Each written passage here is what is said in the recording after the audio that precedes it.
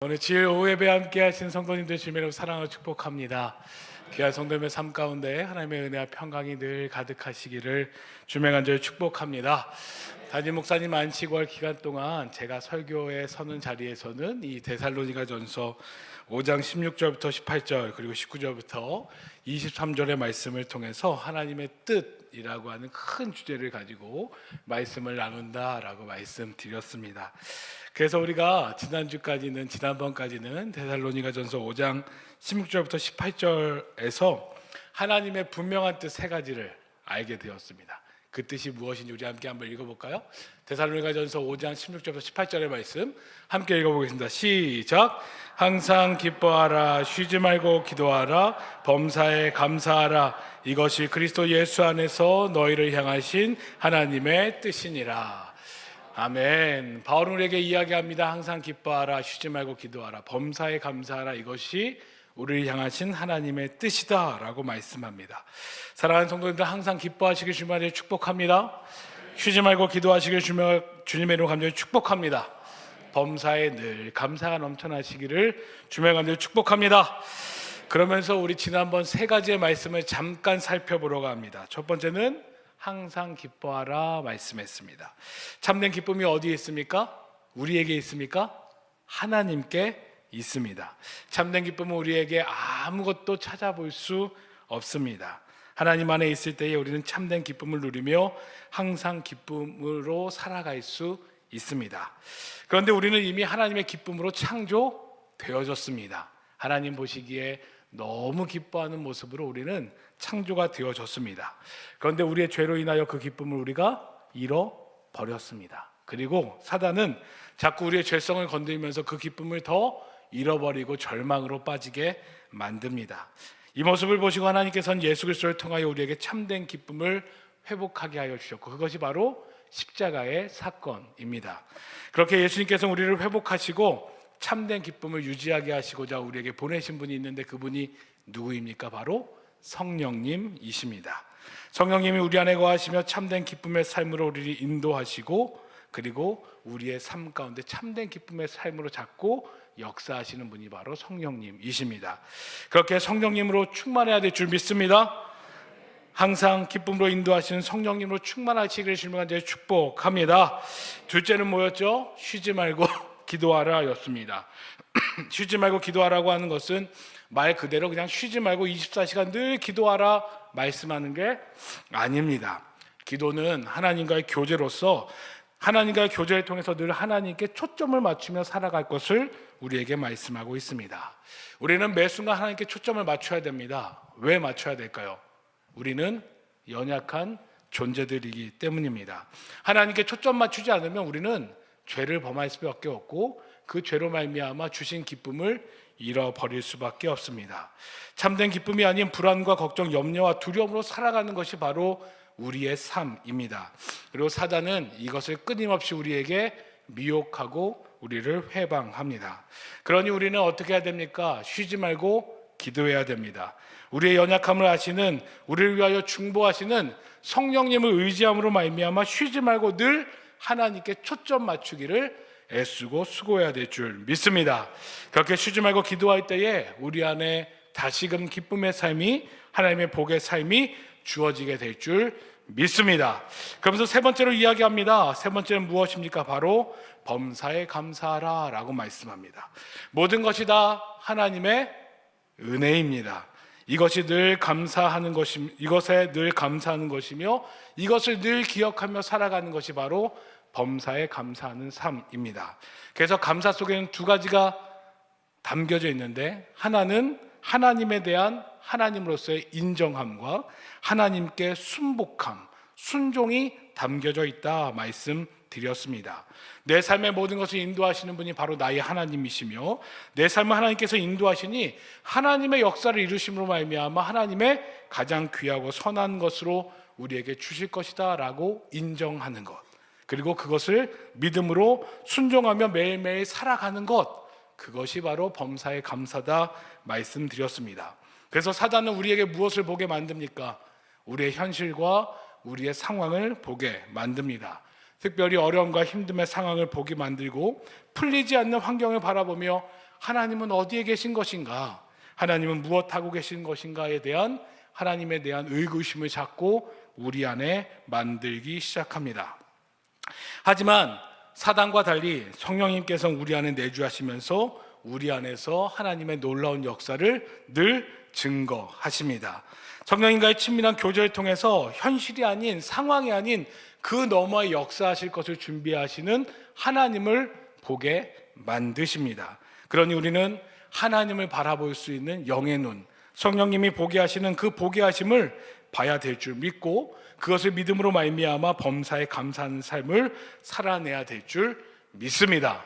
그렇게 사랑하는 성도님들, 이 세 가지를 기억하며 항상 기뻐하고 쉬지 말고 기도하며 범사에 감사하시는 복된 성도님들 되시길 주님의 간절히 축복합니다. 그러면서 바울은 이와 같이 하나님의 뜻을 전하고 난 뒤에 하나님의 뜻을 이루기 위하여 한 가지를 더 이야기하고 중요한 이야기를 합니다. 그것이 바로 데살로니가전서 5장 19절의 말씀입니다. 앞에 있는데 한번 함께 읽어볼까요? 시작! 아멘. 바울은 하나님의 뜻을 전하면서 이어서 뭐라고 이야기하냐? 성령을 소멸하지 말라라고 말씀합니다. 그렇습니다. 성령님을 소멸하는 순간 우리는 항상 기뻐할 수도 없습니다. 쉬지 말고 기도할 수도 없습니다. 범사에 감사할 수도 없습니다. 그렇게 우리는 결코 성령님을 소멸해서는 안 될 줄 믿습니다. 간절히 원하고 바라기는 성령님을 소멸하지 마시고 성령 충만한 삶을 살아가시기를 주님의 간절히 축복합니다. 그렇다면 성령을 소멸하지 말라라고 하는 그 말씀의 구체적인 뜻은 무엇이겠습니까? 여기서 소멸하지 말라라고 하는 말을 헬라어로 보면 스베니테라고 하는 단어를 사용했는데, 이 단어의 뜻은 불을 끄다라고 하는 의미가 담겨져 있습니다. 그래서 바울은 성령님을 불로 이미지화하여 형상화하고 있음을 볼 수 있습니다. 성령을 불로 이미지화함으로 말미암아 뜨거운 불의 그 속성대로 성령께서 우리 안에 계심으로 말미암아 우리의 모든 죄악을 태우고 하나님의 뜨거운 역사를 나타내도록 우리의 마음을 뜨겁게 하시는 분이 바로 성령님이다라고 하는 것을 표현하고 있는 것입니다. 그래서 성령을 소멸하지 말며라고 하는 말씀은 성령을 꺼트리지 말 것을 말씀하면서 성령님의 인도하심을 따라 살아가기보다 자기 본성대로 내 마음대로 살아감으로 말미암아 내 안에 성령님을 외면하지 말라라고 하는 의미가 담겨져 있습니다. 또 어떤 의미가 포함되어져 있냐? 성령님이 우리 안에 계시면 우리 가운데서 성령의 은사를 드러내시는데 그 은사를 가볍게 여기고 거부하지 말고 그 내 안에서 나타나는 성령의 은사를 온전히 사용하라라고 하는 의미가 담겨져 있습니다. 예레미야라고 하는 구약의 선지자가 있습니다. 이 예레미야 선지자는 유다의 멸망 직전 간절히 회개를 호소하며 하나님의 무서운 심판의 말씀을 선포하던 선지자였습니다. 그래서 그랬는지 예레미야를 향한 핍박과 박해가 계속 이어졌었습니다. 또 하나님의 말씀을 전해도 바뀌지 않는 이스라엘을 보면서 예레미야 마음에 회의감이 들기 시작했습니다. 그 일로 인하여 예레미야는 선지자로서의 모든 일을 포기하려고 마음을 먹었습니다. 그런데 그럴 때마다 예레미야 안에는 강하게 역사하시는 성령님의 역사가 있었습니다. 성령님께서는 예레미야 안에서 역사하셨고, 예레미야는 성령님의 역사로 말미암아 하나님의 말씀을 전하지 않고는 견딜 수 없는 그 뜨거움을 경험했다라고 성경에서 말씀하고 있습니다. 예레미야 20장 9절의 말씀을 보면 내가 다시는 여호와를 선포하지 아니하며 그의 이름으로 말하지 아니하리라 하면 나의 마음이 불붙는 것 같아서 골수에 사무치니 답답하여 견딜 수 없나이다 라고 고백하고 있습니다. 예레미야와 같이 우리 안에 나의 생각과 성령님의 생각이 함께 공존하면서 서로 갈등합니다. 이때 내 생각에 따라 행하는 것이 바로 성령님을 소멸하는 것입니다. 이에 반해 내 생각이 아니라 성령님을 따라 행하는 것이 성령님을 소멸하지 않고 성령님으로 말미암아 성령 충만함을 살아 가는 것임을 우리는 기억해야 됩니다. 그래서 예레미야는 자신의 마음에 불이 붙는 것 같다라고 고백하면서 성령님은 불로 동일하게 상징하고 있고 그 불의 뜨거움에 따라 자기가 말씀 전하는 사명을 감당했음을 우리들에게 말씀하고 있습니다. 이처럼 성령님을 소멸하지 말라라고 하는 의미는 내 생각보다 성령 하나님의 인도하심을 쫓아 순종하며 살아가는 것을 말씀하는 것입니다. 그렇게 사는 성도님들, 성령을 소멸하지 마십시오. 성령의 인도하심에 따라 그분께 순종함으로 성령님을 결코 소멸치 말고 살아가시는 복된 성도님들 되시기를 주님의 간절히 축복합니다. 그렇게 우리는 삶을 살아가면서 내 생각과 하나님의 생각이 충돌할 때에 우리는 하나님의 생각, 성령의 생각을 쫓아 행해야 될 줄 믿습니다. 이를 기억하면서 우리가 꼭 한 가지 짚고 넘어가야 될 것이 있고 기억해야 될 것이 있습니다. 그것은 무엇이냐? 성령님이 어떤 분이냐라고 하는 것입니다.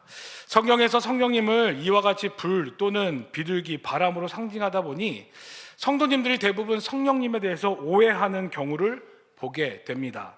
어떤 오해냐? 성령님을 인격적인 하나님이 아닌 단순한 능력과 초능력 같은 소유물로 생각하는 오해를 종종 갖는 것을 보게 됩니다. 우리는 하나님을 고백할 때 하나님, 예수님, 성령님을 각각 부릅니다. 하지만 하나님에 대한 우리의 신앙의 고백은 삼위일체 하나님을 고백합니다. 성부 하나님, 성자 하나님, 성령 하나님.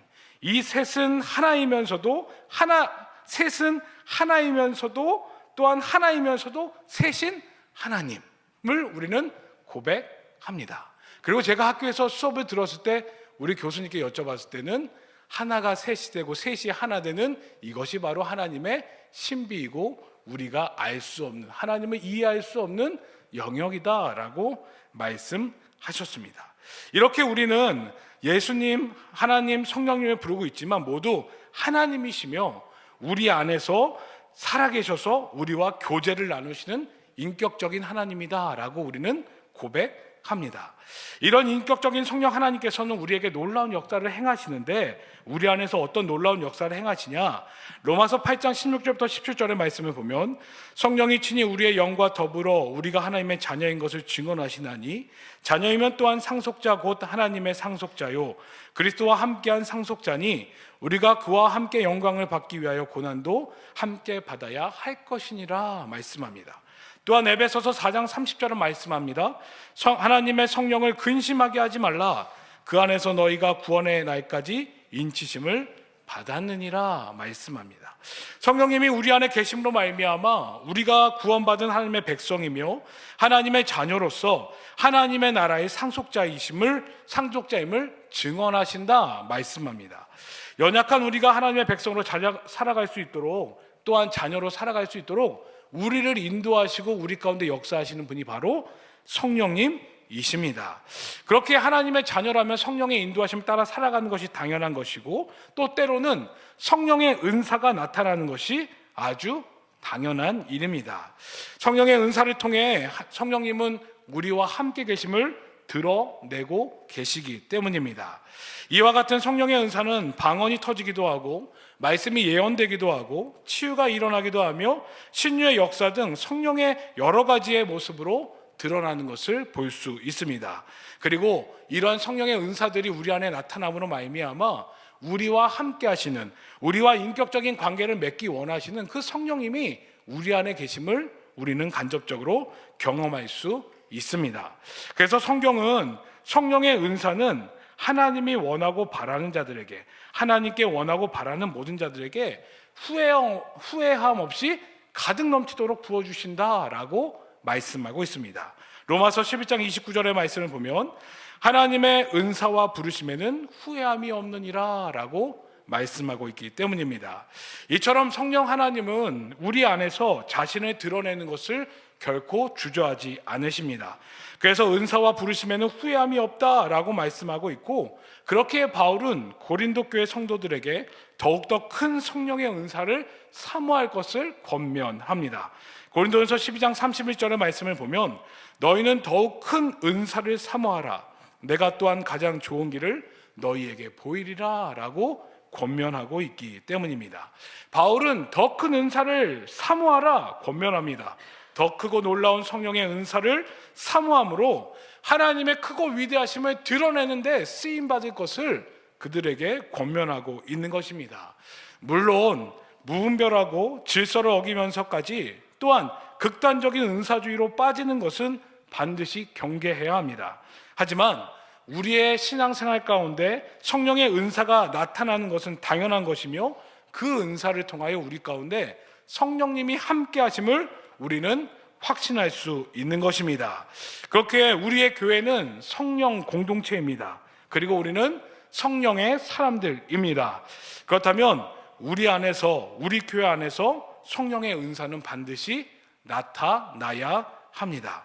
그것이 상식적인 교회이며 상식적인 성도들의 모습이며 성령님과 인격적인 교제가 있음을 드러내는 증거가 되기 때문입니다. 사랑하는 성도님들, 성령 하나님과 인격적인 교제를 원하십니까? 이를 위해 우리 가운데 찾아오신 성령님이 함께 하심을 확신하고 계십니까? 그렇다면 성령님과의 관계가 더 깊어져야 될 줄 믿습니다. 그리고 그 깊어짐으로 말미암아 우리 가운데 성령의 은사가 나타나기를 소망해야 될 줄 믿습니다. 성령님은 우리의 소유물이 아닙니다. 우리의 능력이 아닙니다. 우리 가운데 함께 하시며 우리를 소유하시는 하나님이심을 기억하시기를 주명 간절히 축복합니다. 그런데 많은 이들이 성령님을 인격적으로 생각하지 않는 걸 봅니다. 앞에서 말씀드린 것처럼 단순히 능력과 무슨 초능력 따위로 여길 때가 있습니다. 그래서 그런지 성령의 은사가 나타나게 되면은 그것을 보고 성령님이 함께 하심을 느끼기보다는 오히려 거리를 두고 이상한 눈으로 바라보기도 합니다. 거부하고 심지어는 대척점에서 저 사람 조금 이상한데 라고 바라보는 것을 볼 수 있습니다. 제 친구가 있었던 교회에서 있었던 일입니다. 교회 내에 방언으로 기도하는 것을 금지했다라고 하는 이야기를 들었습니다. 그래서 그게 무슨 일이냐라고 물어봤더니 놀라운 사실은 그것을 금지한 주체가 교회도 아니고 담임 목사님도 아니고 새벽 기도에 오랫동안 나왔던 권사님이셨다라고 하는 이야기를 들었습니다. 참 놀라웠습니다. 그래서 물었습니다. 왜 방언 기도를 왜 못하게 하시는 거야? 성령님께서 인도하심을 말미암아 나타나는 은사가 방언이라고도 이야기하는데 왜 그러셨어? 라고 물어봤더니 친구 목사가 웃으면서 대답하기를 권사님이 시끄럽대. 시끄러워서 기도가 할 수 없대. 라는 이유였다는 것입니다. 이 이야기를 듣고 참 안타까웠습니다. 방언으로 기도하는 것 내가 하고 싶어서 하는 거 아닙니다. 성령께서 인도하시기에 나도 하고 싶지 않지만 어쩔 때는 방언으로 기도하게 됩니다. 그렇게 우리 안에서 성령의 역사하심을 기도하게 하는 성령의 은사인데 그런데 그 방언이 시끄럽다고 오히려 자기 기도에 방해된다고 하시는 모습을 보면서 참 안타까웠습니다. 생각해보면 새벽 기도까지 나오실 정도면은 신앙의 연수가 상당히 깊으신 분일 텐데 그런 분이 인격적으로 성령님을 못 만나서 그러는 건 아닌가라는 생각에 참 그분을 위해서 한동안 기도했던 생각이 듭니다. 물론 앞에서 또 말씀드렸지만 성령의 은사만을 주장하는 것은 잘못된 것일 것입니다. 또 극단적인 은사주의로 변질되는 것은 우리가 반드시 지양해야 되고 반드시 경계해야 됩니다. 또한 은사로 말미암아 무분별하게 질서를 허무는 성령의 은사는 결코 용납되어서도 안 될 것입니다. 하지만 성령님은 인격적인 분으로서 우리 안에서 하나님의 살아계심, 성령의 역사를 드러내기 원하시는 분이 바로 성령님이십니다.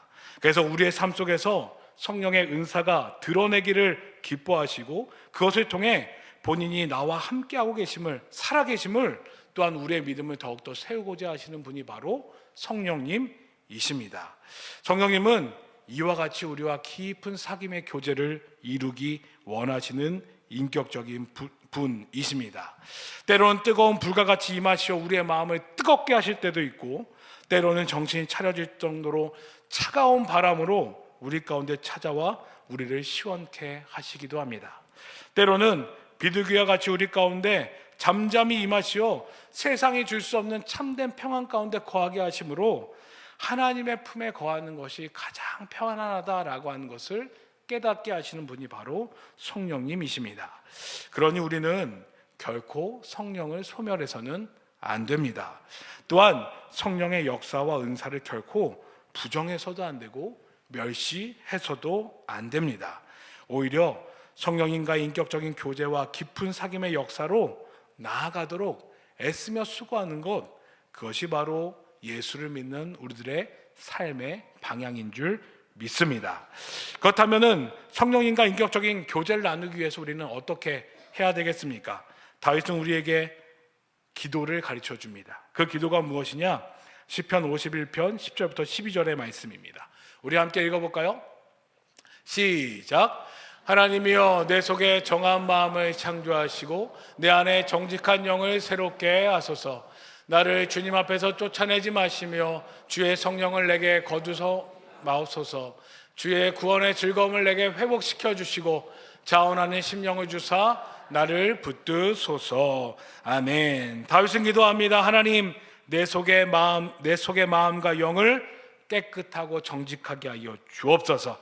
하나님이 나를 정결케 하실 줄 믿사오니 나의 죄를 보시고 나를 긍휼히 여기사 결코 나를 떠나지 마옵소서.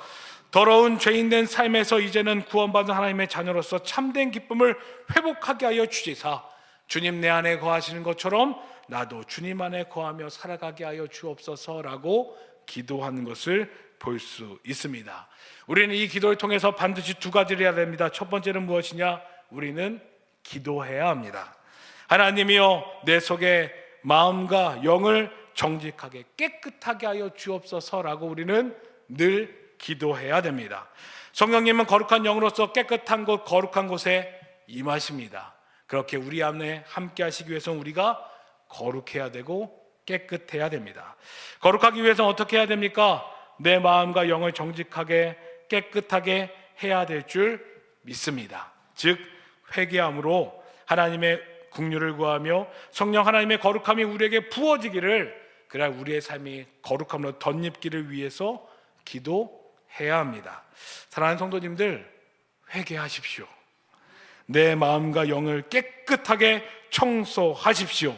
내 안에 성령 하나님이 거하실 수 있도록 내 마음과 영을 거룩하게 하여 주옵소서 간구하십시오. 회개는 어떤 특정한 사건이 있을 때 하는 기도가 아닙니다. 회개는 나의 연약함을 인정하고 내가 거룩하지 못한 것을 고백하는 자리입니다. 한순간도 하나님 없이는 거룩할 수 없는 나약한 존재임을 고백하는 것이고, 그렇게 고백함과 동시에 하나님 이런 나를 용서하여 주시고 거룩하게 하여 주옵소서라고 간구하는 것이 바로 회개입니다. 그리고 예수 그리스도의 보혈의 능력을 의지함으로 끊임없이 거룩함을 구하며 닮아가는 것, 이것이 회개입니다. 그렇게 사랑하는 성도님들, 매일매일 회개의 삶을 살아가시기를 주님의 간절히 축복합니다. 그러면서 두 번째로 우리가 구해야 될 것은 무엇이냐? 성령님이여 나를 떠나지 마옵소서라고 우리는 구해야 합니다. 회개했다고 끝이 아닙니다. 회개는 새로운 시작입니다. 거룩한 삶의 시작입니다. 그렇다면 회개함으로 내 마음과 영이 깨끗해졌다고 하면 그 안에 무엇으로 채워야 됩니까? 성령님으로 채워야 됩니다. 성령님과 깊은 교제로 말미암아 성령님이 내 삶에 충만해지기를 우리는 간절히 간구해야 됩니다.